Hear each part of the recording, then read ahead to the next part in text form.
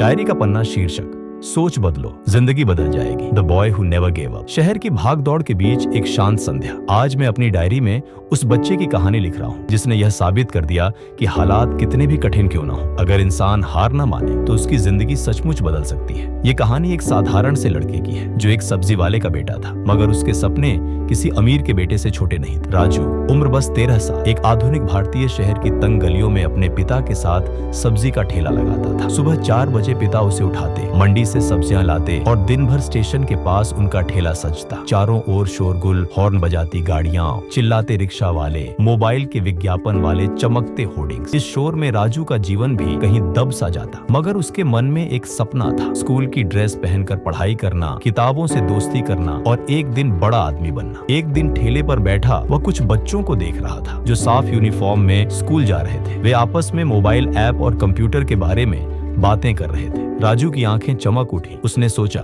अगर मैं भी पढ़ पाऊं तो शायद मेरी जिंदगी बदल सकती है। उस रात उसे सड़क किनारे एक फेंकी हुई पुरानी अंग्रेजी की किताब मिली। टिमटिमाती लालटेन की रोशनी में वह किताब के अक्षरों को उंगली से छूकर पढ़ने की कोशिश करता रहा। उसी पल उसके मन ने कहा, सोच बदलो, जिंदगी बदल जाएगी। लेकिन हकीकत इतनी आसान नहीं थी। उसके पिता ने कहा, बेटा, पढ़ाई अमीरों के लिए होती है, हमें तो सब्जी बेचकर पेट पालना है। ये शब्द तीर की तरह दिल में लगे। कुछ पल के लिए उसने सोचा, शायद सचमुच सपने उसके लिए नहीं बने, मगर भीतर कहीं एक आवाज बार बार कहती रही, मत हारो, मत रुकना। किस्मत ने उसे एक साथी दिया, प्रकाश सर। वे रिटायर शिक्षक थे और अक्सर राजू के ठेले से सब्जी खरीदते थे। एक दिन उन्होंने देखा कि राजू अखबार पर गणित के सवाल हल कर रहा है। सर ने पूछा, तुम्हें पढ़ाई पसंद है? राजू झिझकते हुए बोला, हाँ, पर हमारे पास स्कूल की फीस नहीं है। सर मुस्कुराए और बोले, बेटा, चिंगारी है तेरे अंदर, इसे बुझने मत देना। उस दिन से प्रकाश सर उसका मार्गदर्शक बन गए। वे उसे हर शाम पढ़ाने लगे, किताबें लाकर देने लगे और सबसे ज्यादा जरूरी, उस पर विश्वास करने लगे। सर की मदद से राजू ने हिम्मत जुटाई और सरकारी स्कूल में दाखिला लिया। अब दिन में वह ठेले पर पिता की मदद करता और खाली समय में किताबें खोल लेता। रात को सड़क की बत्ती के नीचे बैठकर पढ़ाई करता। यही उसका असली सफर था, मुश्किलों से लड़ते हुए सपनों की ओर कदम बढ़ाना। स्कूल में कई बच्चे उसका मजाक उड़ाते, कहते, सब्जी बेचने वाले का बेटा क्या करेगा। उसकी टूटी चप्पलें और पुरानी किताबें सबको चुभती। कुछ शिक्षक भी उसे नजरअंदाज कर देते, लेकिन हर मुश्किल के बीच उसे सहारा भी मिला। लाइब्रेरियन अंकल जो उसे जरूरत से ज्यादा समय के लिए किताबें दे देते, उसके गुरु प्रकाश सर। समय बीता और बोर्ड परीक्षा का वक्त आया। तभी उसके पिता बीमार पड़ गए। राजू को अकेले ठेला संभालना पड़ा। दिन भर सब्जी बेचता